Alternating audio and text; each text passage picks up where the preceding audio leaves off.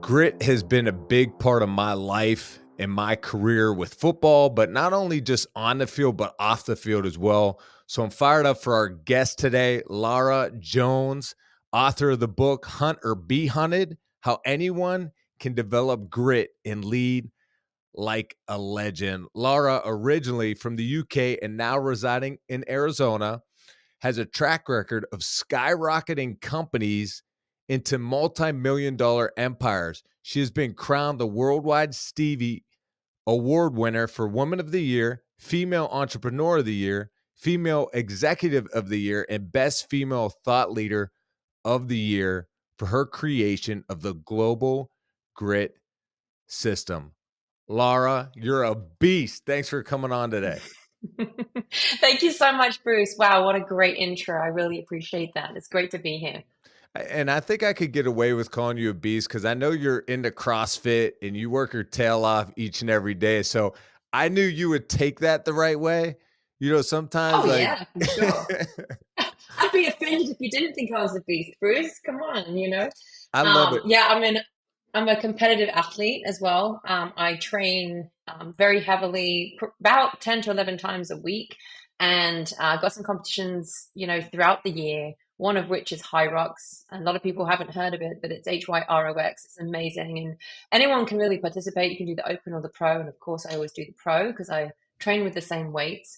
But yes, I definitely push my body to its limits. I test that grit physically, as well as mentally. And I think, you more than anyone can really understand that, with your career as a football player and understanding that, if you don't have that grit mentality, it's not going to come out physically, right? Because you've got to dig deep. There's times when you've got to really dig deep Mm. because you feel like running back to that comfort zone. It's like, nope, nope, you're not going to run back there. You're going to run the other side and get into that learning zone.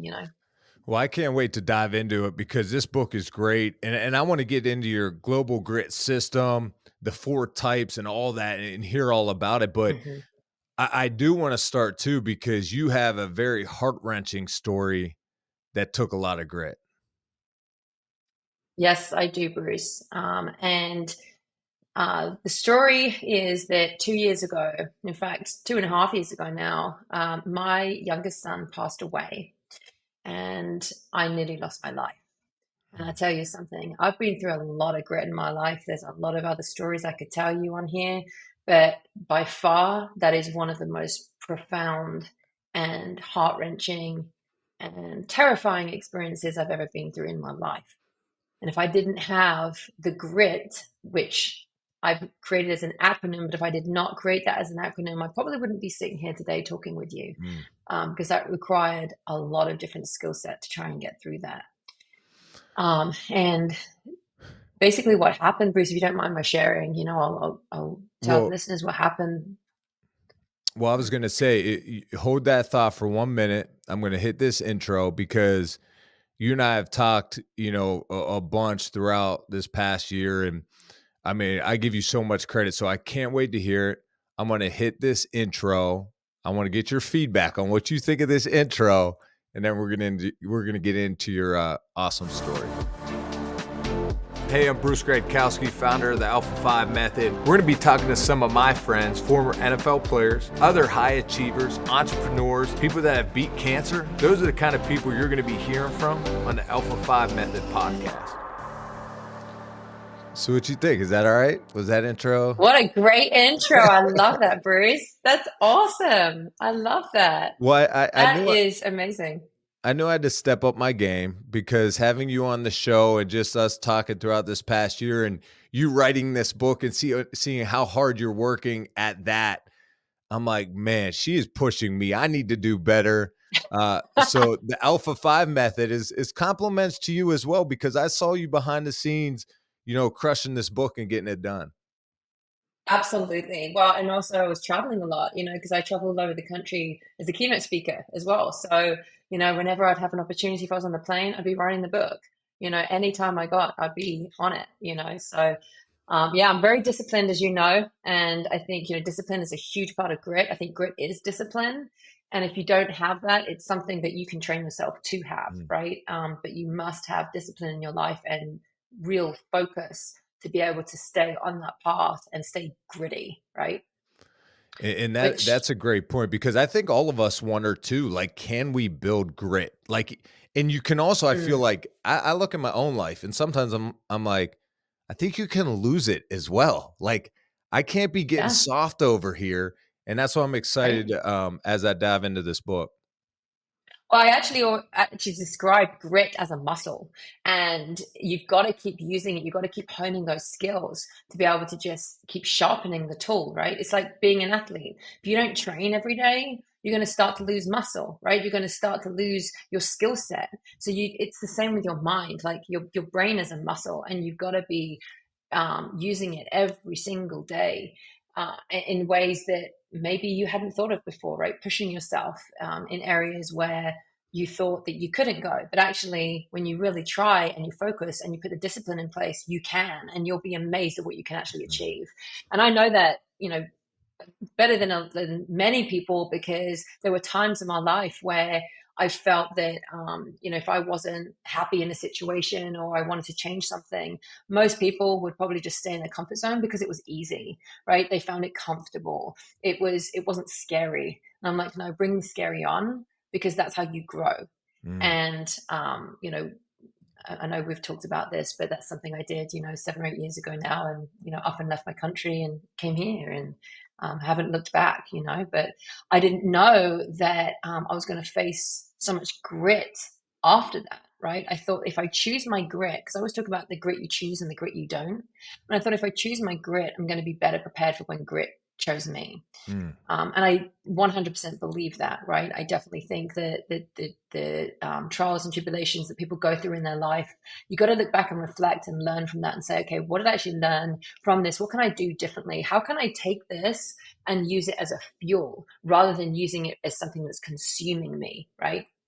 And when my son passed away, and I will go into that story in a moment, but when my son passed away, it took me about 4 months after that event that I woke up in his room. Jack was his name. And I woke up in his room one day and I just stared at myself in the mirror and I said, okay. And I was in a pretty dark place, right? And I stared at myself in the mirror and I just said, you got to wake up today. Jack did not. You get to feel the sun on your skin today. Jack does not. Stop making this about you. This is not about you anymore. This is about others. What are you going to do with what you've been through, with that trauma, with that grief, with that grit? What are you going to do to help others and impact them to change their lives, whether it's from a performance standpoint, whether it's in their marriage, whether it's, whatever it is, their dreams, what they're trying to achieve, right? The main thing comes down to belief. And I had to believe that, you know, I'd gone through what I'd gone through because now I have this superpower to help so many other people. Mm. And when you impact others, it's an amazing feeling to know that you have helped shape somebody else's life. And because of you, they've been able to achieve what they want to achieve. Now, it's not all because of you, right? It's them. They have to do it. They have to execute on it. And that's another big thing about grit. It's all and well and good having that mindset, but if you don't execute, you're never going to get anywhere. Mm. So it's about having the clarity, right? So having that purpose, that passion, but then doing something with it. Well, and how about your self-awareness though in that moment? Like I couldn't even imagine being in your shoes and you're a mom, right, to other children. Yes. And Yeah, I've got living children. in the grief though to losing a son and realizing like, wait a minute, am I putting this on like focus on me or and then you just point out though too a lot of times in our life, and I believe this wholeheartedly and so much because I look back at my path, and honestly those tough times is what shaped me to today and got me to where I'm at today. So um I just think your story is remarkable, and if you don't mind to share some of it, because I think you're such an advocate for not only women out there, moms out there, because Mhm. it's sad to say, but this is happening to a lot of other people. This has probably happened to a lot of other women out there, Oh, yes. in just being an advocate for men as well, just dealing with a tough situation, tough time. Yeah. Yeah, absolutely. I actually know a lot of other mothers that have lost children. And it's so sad. It's like now I'm part of a club that you don't want to be in, right? Mm, But you can't change it. But you can change how you deal with it. You can change how you view it. And that actually brings me to and I will go through it later on, but that's where the R in my grit, happened, which is the reframe thinking. And I would say things like, instead of look what happened to me, I would say, look what revealed me. mm, Or instead of saying, look what was taken from me, look what was given to me. And so I'll tell you the story, of what happened with Jack. So I was pregnant with him, and I was in my second trimester. Everything was fine. You know, things were progressing beautifully. Like, it just had his heartbeat. He was a healthy little boy. We just named him, and actually just had a big party to celebrate him as well, which coincided with my other son's first birthday because they were very, very close together. And I remember one evening I had just finished work for the day, and finished my calls, and I was having some pain. I thought, well, it's not unusual. It's very usual at that time in pregnancy to have that pain. mm, And it just started getting a little worse. So I thought, well, maybe I'm dehydrated, right? So you did all the things that, your natural instincts tell you, which is just drink more water, just rest, mm, and so forth. So I did, and put my other children to bed. I said good night to them. And at that point, I called a doctor because I didn't feel comfortable. It was about, 8 o'clock in the evening at this point. And I'd shut my boys' doors and said to them, I'll see you in the morning. Well, I nearly very didn't see them the next morning. And after I got off the phone to the doctor, the on-call doctor, not my normal doctor, but the on-call doctor had said, everything is fine. You don't need to worry. We just heard his heartbeat. It's perfectly normal what you're experiencing. Well, the pains just wow. kept getting worse and worse and worse. It started radiating into my back. And truthfully, Bruce, as a mother that's already, I've given birth twice before, I just knew what was really going on. And I thought, Mm, oh my gosh, I think I'm in labor. And I really didn't want to believe it. But that's what was going on. Well, by the time that I realized I'm in labor, within 5 minutes of actually connecting the dots together on that, my waters broke, and I was rushing into the bathroom, and I was screaming at my husband to dial 911, because I was about to give birth to this baby. And of course, this was my third child. mm, And, they come quickly, right? When you've mm, had other right. children, like when you're in labor, they just come quickly.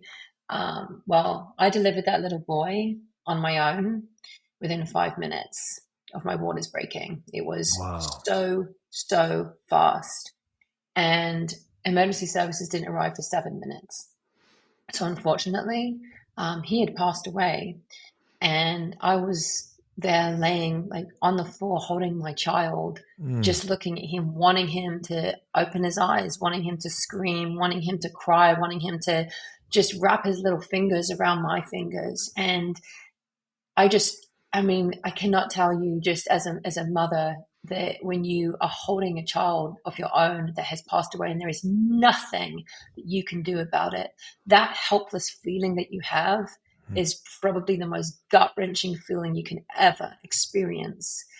And the pain was so immense from my emotional pain of him passing away that I didn't actually realize what was going on with me and my body. So when emergency services arrived, they had to finish help deliver him. They cut the umbilical cord, and I remember them laying him down and putting a blanket over him.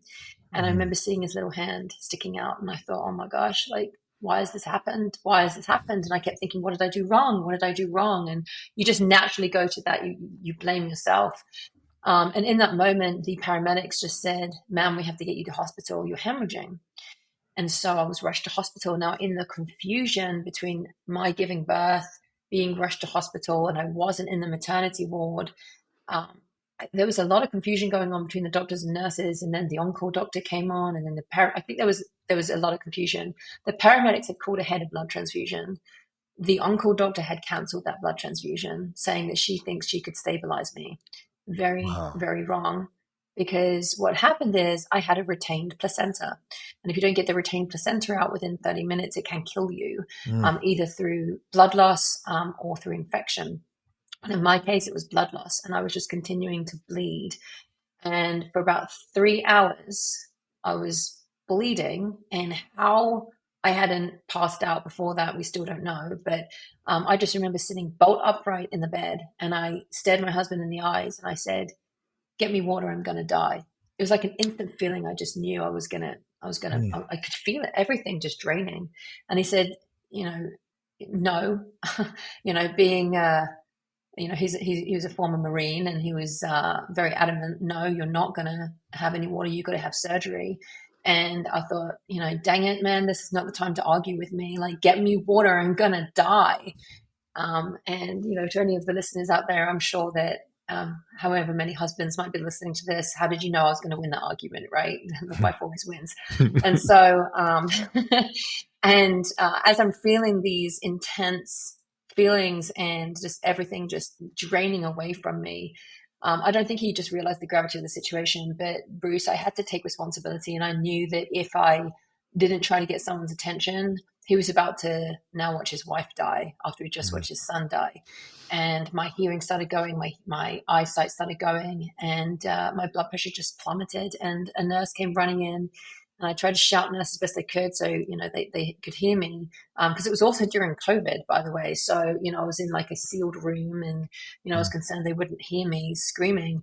And this nurse comes in, she shines a flashlight in my eyes, and now my pupils are not responding, and my blood pressure starts plummeting. She runs out, and the last thing I remember is her screaming emergency blood transfusion. Next thing I know is there's a crash cart that's being brought into the room, and my blood pressure has plummeted, to 53/37. And how I was still conscious again, Bruce, I really don't know. I think that I just got an incredibly strong mindset, and I'm a fighter. So I was like, I'm not gonna die, not today. And I said, I'm too young to die. I've got other children I've got to get home for. But truthfully, as I was laying there, I kept thinking to myself, I have so much to give people. I have so much to tell the world that they do not know what Lara Jones has been through in the past that can help them change their life. It could help save Wow. lives. It could shape your decision making and how you perform as a human being, right? Not just for yourself, but for others. And that just kept me going. And in that very moment, I knew that because my veins had collapsed, the doctors and nurses had struggled to get this needle in me with the blood that I needed. And so I actually used a trick on myself that I actually teach a lot of other people. And you may have heard of it, but it's called the 5 4 3 2 1 method. And I started telling myself, okay, what are the 5 things you can see? What are the 4 things you can hear? What are the 3 things you can smell? The 2 things that you can taste. Excuse me, I got that wrong. It's 5 things you can see, 4 things you can hear, 3 things that you can feel, 2 things you can smell, and 1 thing that you can taste. And in that moment, I had transported myself back home with my living children in their bedroom. And that's what I was doing. I was just saying, okay, let's do the 5 4 3 2 1. And I tricked my brain into thinking I was actually at home. And Wow. what happened is by doing that, I'd like slowed my heart rate down. So I was able to calm, my blood pressure just slightly, where it just stopped falling. And it held long enough for them to finally get the needle in me with the blood that saved my life. Wow. And had I not done that, Bruce, I probably wouldn't be sitting here talking with you today, because they told me I was seconds from flatlining. And then they whisked me into surgery, and saved my life. And yeah, it doesn't stop there though. The grit and the aftermath, and other people don't talk about this, but after I'd woken up from Well, surgery. yeah, I'm just blown away of your self-awareness in the moment of this tragedy, Mm, but also your mental toughness, your resiliency throughout it. Like, understanding kind of all this is going through your head. You've mentioned about losing your son and the emotions of that and the shock and the tragedy and all that. But then you also had to take yourself to home with your other sons mhm, and be present with them, and to try to control your body, understanding like where you're at. Like, you told your husband, I'm about to die, give me water. So you kind of knew the severity of the moment, but within all that, you were able to coach yourself up in the moment to get your body to where it needed to be to get the doctors to do their job. And I just think the power of the mind is unbelievable. And Oh in yeah. the worst moment of your life, or that I could ever imagine, you're able to still kind of be aware and have that self-awareness to get you what you need and to survive. And so I really appreciate you sharing that story. I'm sure it's not easy to relive each and every time. And so I just want to acknowledge that. Like, I'm amazed that as you talk through it, like, man, just to be aware in that moment, to kind of know what your body needed. And I tell people that all the time. Like, if someone complains about their body or how they're feeling, I'm like, hey, you know your own body. We know our own bodies. And in that moment, you sure did know yours. Yes, absolutely. And I think what was going on in me is I just kept saying, all right, we got to get this done somehow. Either I'm going to die or I'm going to live. And it sounds harsh, but that's the reality of it. And I had to make a decision. Am I going to die in this moment and just give up? Or am I going to fight? And am I going to actually make sure that I get home to my boys? Because I told them the last time they saw me, I said, I'll see you in the morning. I Mm, was determined to see them in the morning. I was coming home, right? Their mama was coming home. mm, And so, you know, in that very moment, I just said, okay, we've got to get this done. However, so either I'm going to die and they're going to, bring me back to life. I mean, that thought did go through my head because I'm a realist. So I thought I am probably about to flatline and I had to face reality that this was it. But I knew the crash cart was in there and I just had to believe. And again, it comes down to that belief, but I had to believe that they were going to bring me back to life.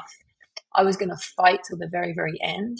But if that fight didn't quite make it for whatever reason, I had to then put my trust into others mm, to help them. For me to believe that they're going to help me and bring me back to life. So I never ever lost the belief that was going to be alive. I just, even though in the reality, it's okay, you are probably going to die. But because I never gave up on that belief, I'm still here. And truthfully, Bruce, this is how the global grit system came about. And if it wasn't for that experience alone, the global grid system would probably not be around. mm. I just, and because now my mind goes to, I think about the tragedy of the hospital stay and all that, and the Mhm. process, the long process through all that, the healing. But then I also like fast forward to, like you said, you're a month, 2 months, 3 months at home. Your other boys are running around. Like, how do you not let your mind think of everything that just happened? And of the tragedy of everything. You talked about your husband being an ex-Marine, so just knowing his mental toughness and the things he's been through, how much did he help you kind of through these moments? And you talked about it was 4 months later, you're in the room. Like, was that the moment that snapped you out of it? Like, when you look through it, what was it that really brought you out that was like, you know what, I need I need to figure something out because this isn't the right way to live, even though this major tragedy I'm holding on to, and we all have to grieve. I mean, that's unbelievable. And but to get past that, to be the mom, the wife, the leader that you could be, because the thing that continues to I just continue to think of when you're in the hospital and you knew yourself that you're like, no, I have more to give out there. Like, wait a minute, I'm Yeah. not dying. I have more Mhm. to give. 100%. Let me answer the first question you asked me about the how if did my husband help me? How, Mm, I would tell you this: about 80% of marriages after you've lost a child end up in divorce, and I knew the odds were stacked against us, and it was very difficult. I'm not going to sit here and try and be all rosy about it and say, oh, it was great, is in the support. We grieved the same, because we didn't. We grieved very differently. I think it's different for a guy than it is like a father than it is a mother, because obviously I've had that bond with that baby. You feel the baby move. You hear the heartbeat. You can feel certain things, like when they hiccup. There's all those little connections that you have with your child, and the father just doesn't experience that, and so we grieved very differently. So in terms of the support emotionally, there really wasn't. And that might sound really harsh, but it's the truth, right? It was more. I think he was concerned more, making sure I was okay, but he just didn't show the emotion himself. And so that causes strain, in any marriage, because you suddenly say, well, hang on, why are you not grieving the same way as I am? And in fact, if it wasn't for an incredible support group that I found, they're called Heaven Hummingbirds, they're absolutely amazing. If I hadn't found that group, I don't know how I would have really got through some of those dark times during those first few months, right? And in answer to your second question, which point did I kind of snap out of it? It was that moment when I woke up in Jack's room. I actually slept in Jack's room for about a year. And I could not bring myself to not be in his room at night. And that was very healing for me. It was hard at first, but it was very healing. And I also used to be a musician, so I used to play piano and write music. Well, I didn't have a piano, and that was an outlet for me in terms of writing my music. And I wanted to write something for Jack, and I found myself one night in his room. And I didn't have a piano, so I just started writing, and I wrote poetry, and I wrote this beautiful poem about him, which has since been read at many memorial services for babies that have passed away far too early. And I think it was just that healing of being in Jack's room. And I remember the sun shining one day. I woke up and I could see the blue sky, and there were some clouds in the sky. And I have this beautiful little a wind chime that I put in his room. So it just made me feel a little close to him, if I heard that ring, or if the wind blew, which wasn't often, but if it did. And it was just, that one morning, it was like a light bulb just clicked on. And I realized that, hang on a minute, I'm running a company, I have a team of people I'm responsible for. I'm a mother. I've got these little children, I'm a wife, and I've got so much to offer, and I cannot throw everything away, right? I cannot just give up. Jack wouldn't have wanted that. And so that's when I just started to reframe everything. And I started calling Jack my little wingman.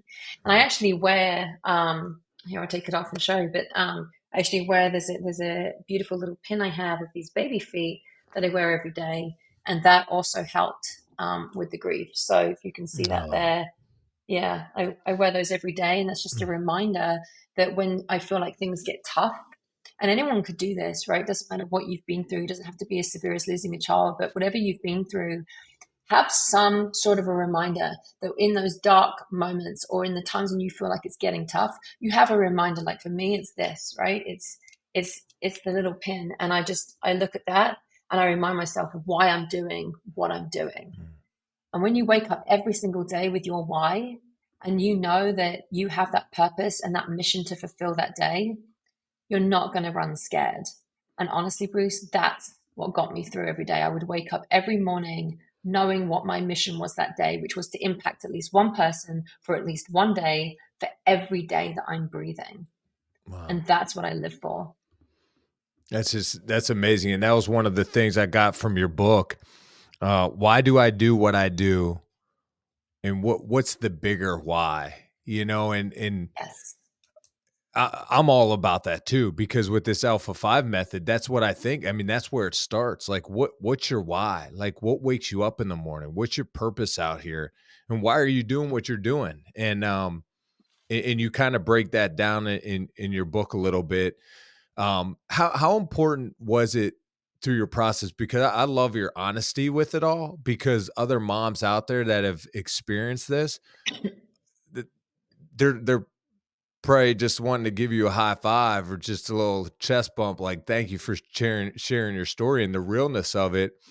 But how important was it for you to have those months to grieve? A lot of people feel bad for taking the time for themselves, and it was almost that those months is almost what allowed you to wake up that one morning and be like, you know what?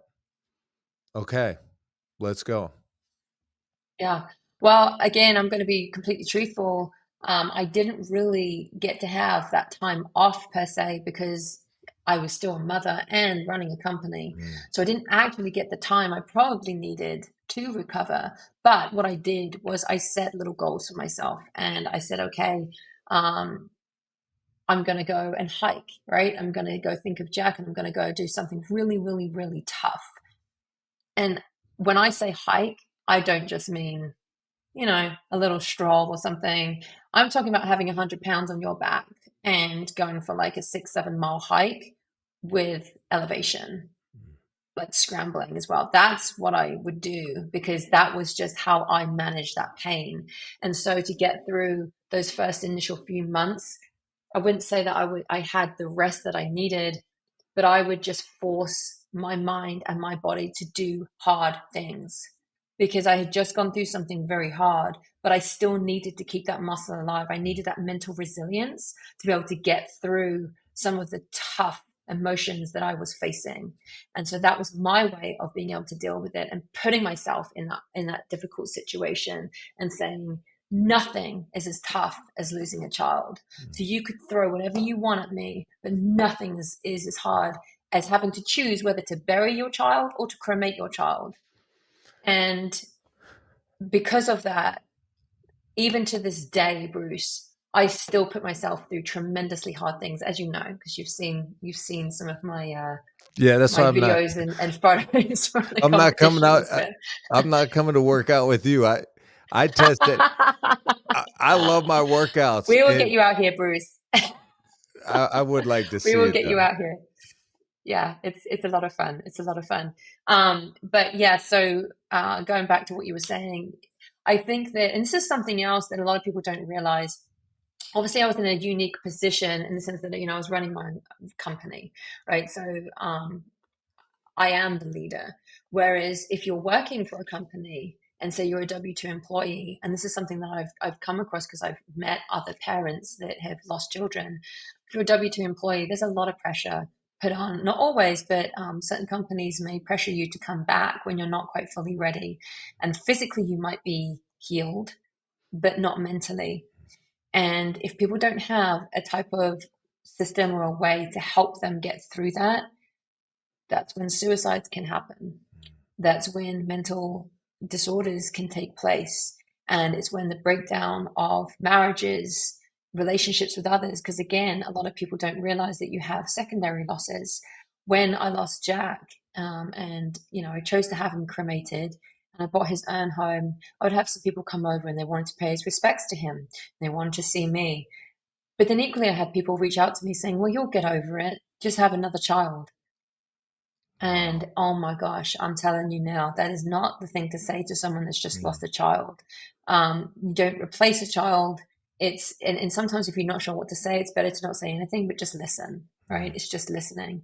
And honestly, Bruce, those skills are applicable in any area of life, not just through severe adversity like that, but if you're going through a tough time at work, or if you've had a bad quarter, or if you've not quite hit your targets that month, or maybe you don't know how to lead in a particular situation.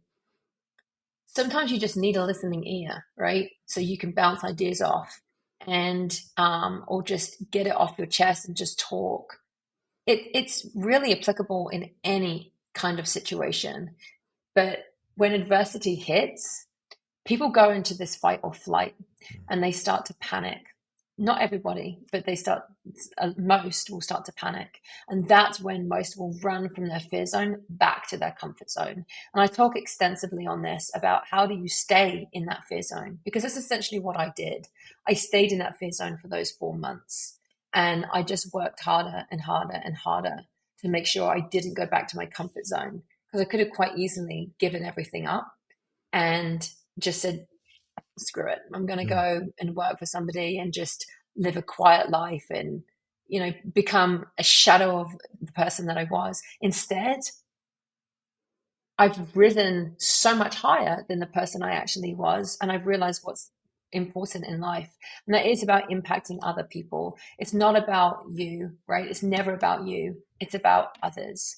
And when you do that and you take responsibility for your actions or your inactions, that is what becomes empowering, not just for you, but for your team around you, whether it's your family, whether it's your teammates, whether it's other leaders, whoever it is, other athletes that I'm training with.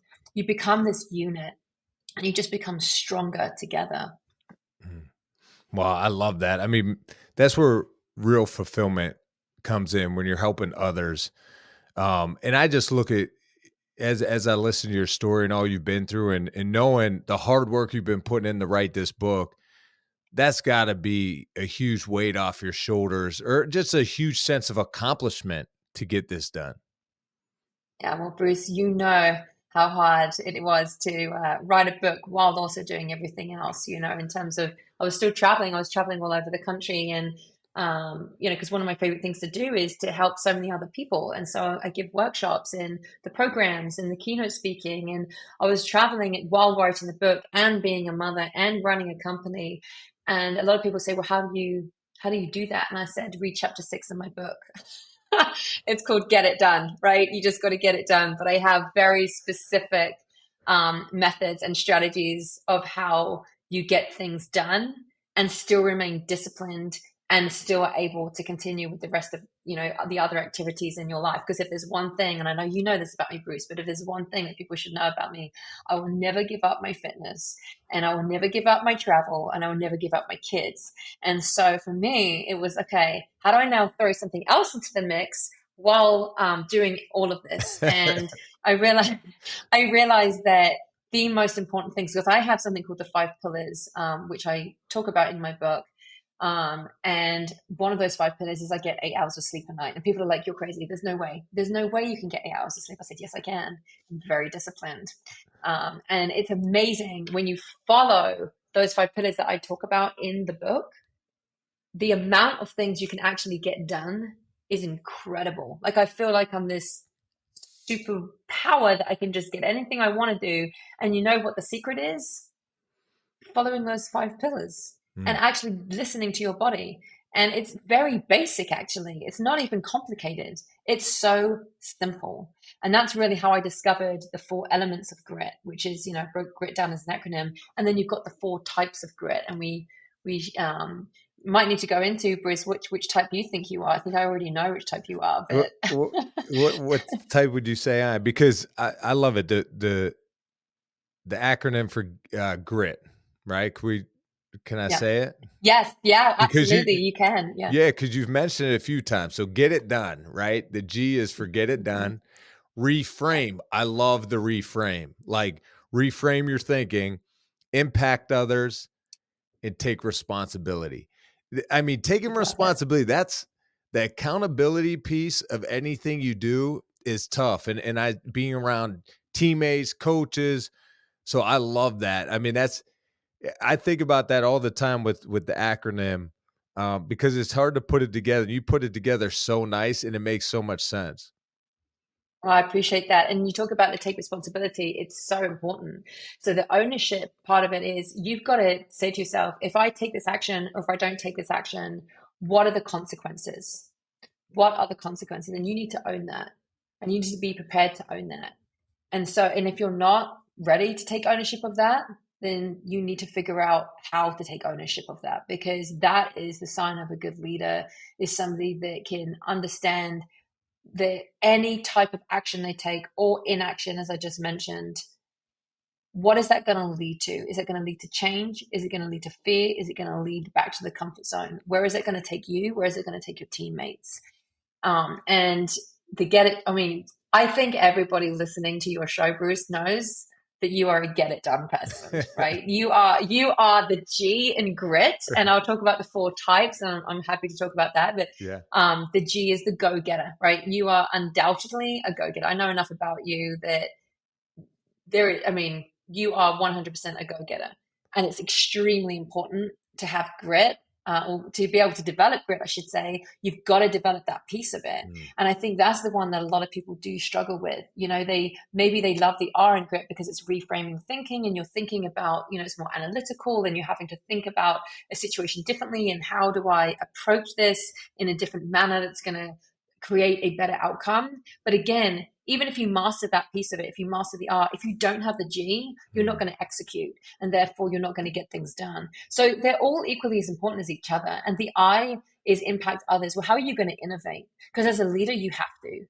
Most companies, if you don't have innovators in your company is going to die. And you've got to make sure that, because you've got competitors around you all the time, even in life, right? It's an athlete. And I know you can relate to this, Bruce, and this is how, my mindset is, and this is how I think. And I talk about this in the book as well. But to me, I actually don't care what the competitors are doing. Because if I believe in what I'm doing so much and I know I'm innovating and what I'm doing is impacting all these other people, and I'm able to reframe how I'm thinking about situations and my approach and what I do, I believe so passionately in, it doesn't really matter what the competitors are doing because they don't even come close. Because this That's so good. lioness is going to hunt you. And that's just how it is, right? And that's why the book's called Hunt or Be Hunted. And if you don't know which one you are, well, guess what? You're being hunted. So you better get on that, being the hunter, right? But I it's love true, it. and so the I is the innovator, and the T is the trustworthy titan. And then here's another thing, Bruce: you've got to be able to have all four to have true grit, Mm. right? To be able to really pull from grit in different situations. Like, for example, when my son passed, I'm a natural go-getter, and I'm sure, you already knew that, but I'm a natural go-getter. But in that situation, after I had gone through double trauma, because of nearly the loss of my life as well. I mean, I was, a few seconds out from flatlining, and that is trauma in itself. And I realized that I couldn't pull from the G in my grit. I couldn't be that go get it in that moment because it probably would have literally killed me. Mm. So I had to pull from the R in my grit and start to reframe the situation. And that's honestly how I get through every single day with, the grief of my son. And I just think, look what's been given to me, and how I can impact so many other people. And I take responsibility for that new feat, if you will, of what I have to give to so many other people. And I take ownership of that every day, and I take it very seriously. I love how you put this all together with what you've been through, because I think that's when it works. That's when I think people have trust in the method, the system, is because Yeah. you lived it and experienced it. So hey, here's my playbook on how to build grit. Here's my system on you because you lived it. You went through it and you put yourself back in that moment. Okay, how did I overcome it? I'm a natural go-getter, but in that moment, I'm laid up in the hospital. I'm, beat up physically.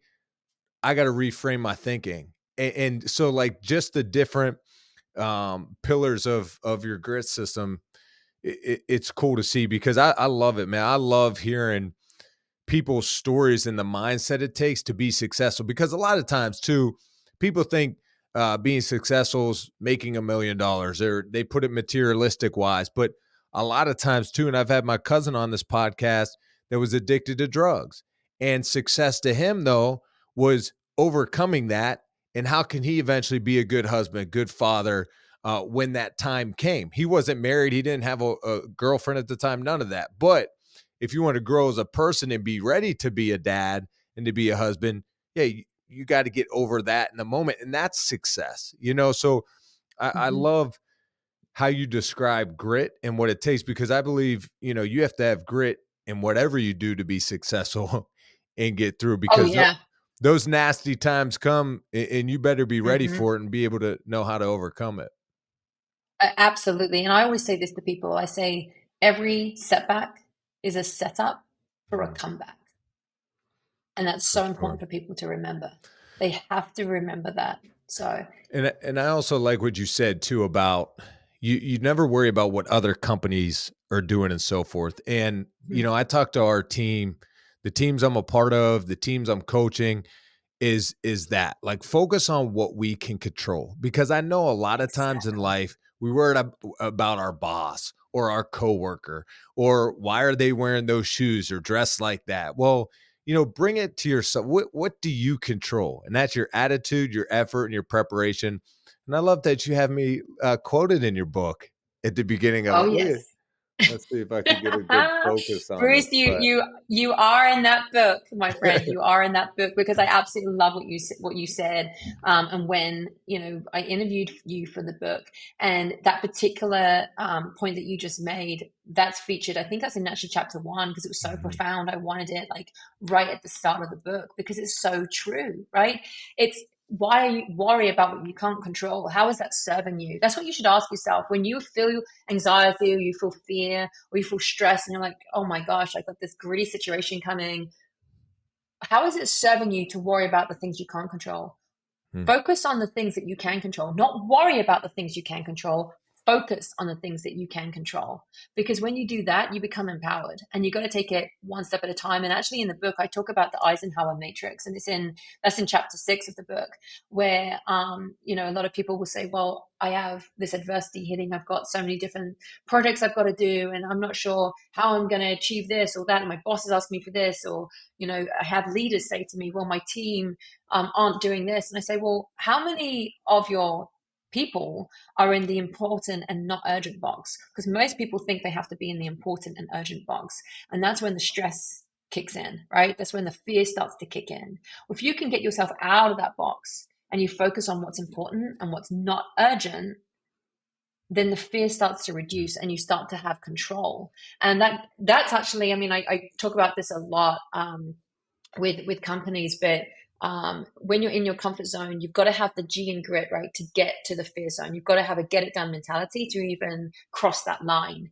When you're in the fear zone, that's when the R comes in. You've got to use that reframe of your thinking to be able to get to the learning zone, because otherwise you're just going to run straight back to your comfort zone when times get tough and you think that you can't do something. And here's the thing, it doesn't matter whether I believe in you or somebody else believes in you. It's got to come from you, right? That belief has to come from inside. And typically, and I actually created an entire process for anybody to be able to develop grit, because even though I've got the 4 elements of grit, I've got the 4 types of grit, I get asked a lot, but how do you develop it? And that's where I've created an entire process, which I feature in the book, and that's actually what I talk a lot on and teach about. But you've got to create an environment for those to learn and have the autonomy to learn in the way that they want to, because there's 3 different learning styles, right? You've got visual, people learn by hearing.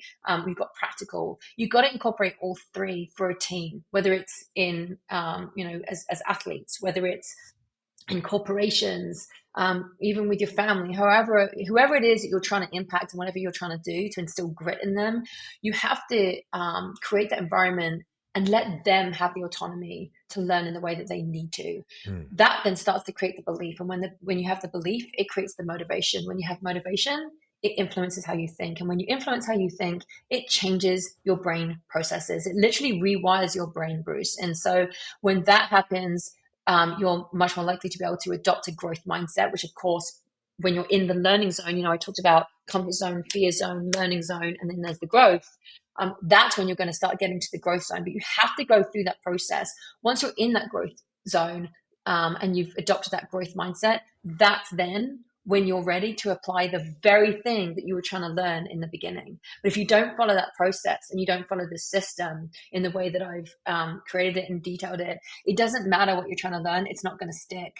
And obviously, a lot of these findings that I've created, and it's not just through experience, but obviously I'm trained heavily in psychology and neuroscience and mental health counseling and so forth. So there's a heck of a lot of science that backs this up. It's just nobody's actually pieced it all together Hmm. before. And then after my experience, that was my main mission. I thought, I've actually got a system and didn't realize it. And that's what helped me get through an incredibly tough time. And I thought I have to share this with the world. Well, there's so much good stuff in this book, and you just kind of gave us a little taste of it. And there's so much more though to uncover. Where can people find you at? I'm sure, where can they purchase this book? I mean, can they get a hold of you if, because you're speaking around the world right now and you do great things with workshops and so forth like that. So if people are interested, where can they reach you at? Well, probably the easiest thing is they can just text the word grit to 33777. So that's just grit, G.R.I.T. Just text the word grit to 33777. And actually, I give away a free accountability grit guide, which kind of gives an overview of the grit system. So anyone that's interested to learn a little bit more about that, they can download that. And of course, my website is Lara Jones. That's Lara, no you, larajones.com. I'm smiling, Bruce, because you know. But larajones.com is where also you can learn a little bit more about me. And the book is actually available on Amazon, and it's available on Amazon across the world. So no matter which country you're in, just go on Amazon, search for Hunt or Be Hunted, Lara Jones, and the book will pop up. So, Awesome. yeah. No, thank you so much. I'm laughing too because my accent for a while I can't get that right. Lara. Lara, there you go. See, we'll get you there, Bruce. Uh, One uh, day, I'll teach you that British accent. that's what I need for sure. And then I'll bring you to Pittsburgh, Pennsylvania, and you'll get a Oh yeah, nice American accent for yourself. I'd like to see that happen. You'd have to pay me a lot of money, Bruce, to try and get me to do that on air or live or anything. But yeah, that would be quite funny. I don't know if I always feel like the Brits actually do pretty good job at American accents, but not this Brit. I'm not, I just stick to one accent, and that's the one I have right now. But I guess that's the grit in me, right? I have to test the grit with you getting me to do that. Well, I'm sure our listeners are going to love listening to you more than me. So I appreciate you coming on and giving us so many good nuggets and really sharing your story. Genuine Yeah. honesty. Uh, that's what it's all about because it's going to help a lot of us out there, and especially moms that have gone through that as well. So I appreciate all your time today. I know you're a busy woman. You're probably flying out somewhere to do another speaking engagement. So I'll let you run, but thanks again for coming This on. is true. This is very, very true. Now, I appreciate you having me on, Bruce. One thing I did forget to mention, because a lot of people do ask me about when I talk about the types of grit, and I'm sure listeners might have a question on this. But there is something coming out that it's been brewing for a long time, and it's called the grit type indicator. So if you do want to find out which type of grit that you actually are, you the G, the R, the I, or the T, Mm, and you want to measure that in terms of it's like taking a disc assessment, but in grit. If you do want to measure that, obviously reach out to me on that. There is actually a free little grit assessment in the book, which I'm sure, Bruce, you've seen, which kind of is a teaser for that grit type indicator, but it will help identify which one you're most likely to be. But what it doesn't do is tell you where you fit on the scale of all the others, which is what the grit type indicator does. So it's very exciting, and I think it could change, the way that people hire, the way that people are able to retain their staff, the way that as an athlete, you're able to identify, do they have what it takes to be able to get to that next level? mm. And so it's a way to measure grit. Lara Jones. I'm going to take that now. But you set a high bar for all of us, so I'm kind of intimidated, and I got to step my You're game up. intimidated? Come on, Bruce. How can you be intimidated? I don't believe it. Not at all. I tell you what, come out to Arizona. Let's do the workout, and then we'll see if you're intimidated. That sounds good. Now I appreciate you, Lara, and good luck with everything. And I got my book right here. I love I, it. s- I I see love it. Well, yours in thank the you for having me background. on, Bruce. Yes, it's right here. Right here. Yeah. Always a reminder. And remember, if you don't know that you're a hunter, then guess what? You're being hunted. So read the book. That's so good. Thanks again. You're the hunter, or you're getting hunted. Exactly. The Alpha 5 Method podcast is about hearing your story. I want to hear from individuals that have overcame adversity. I want to hear their path and what has helped them achieve greatness. Go to my website now, alpha5method.com, and join the pack. Hey, I'm Bruce Gradkowski, founder of the Alpha 5 Method. Look for the Alpha 5 Method podcast wherever you stream your podcast.